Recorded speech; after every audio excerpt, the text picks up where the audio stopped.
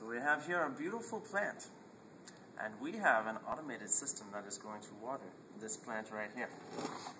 So, if you take a look right up here, we have a stepper motor that controls a water valve that controls the flow of water coming out of our rainwater collection tank.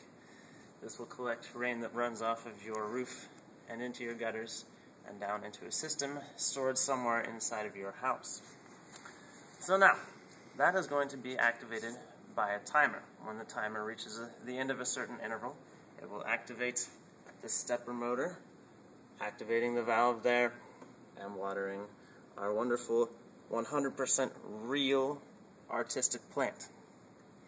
So now, sometimes you may find that the rainwater collection system doesn't collect enough rain. That's not going to be an issue too much around here, but in warmer climates it might be. So, the water, when it drops below a certain level there, is attached to a float valve.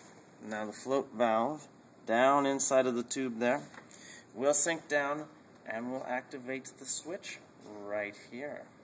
Yes, indeed. Now, when that switch is activated, it will then actuate a pump inside of this reservoir, which would represent a well or some sort of city water system out in the real world, and it'll start refilling your rainwater collection system reservoir to make up for what the rain couldn't provide. Now, we don't want this to overflow, but we have provided an overflow valve for if it does.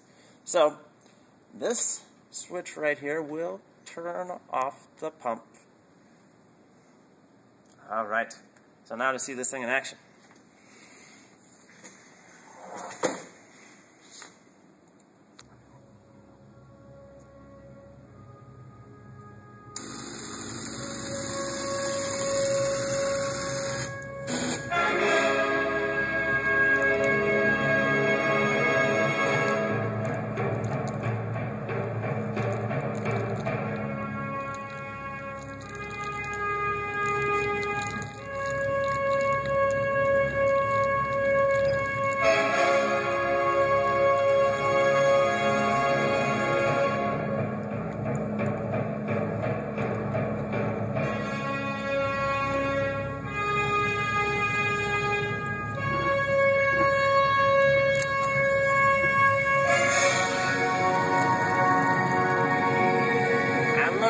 It's refilling the tank because it got too low. How exciting this is.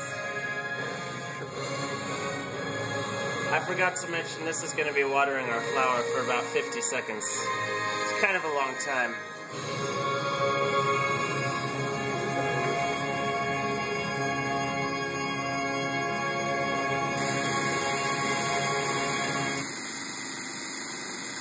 Oh, and look, it automatically shuts off water to the plant because it was about to overflow there. Okay, so now this pump is refilling the rainwater reservoir, and once the float valve reaches this top point right here, it's going to shut off the pump. Oh, what do you know? It shut off the pump. And there you have it, our wonderful device.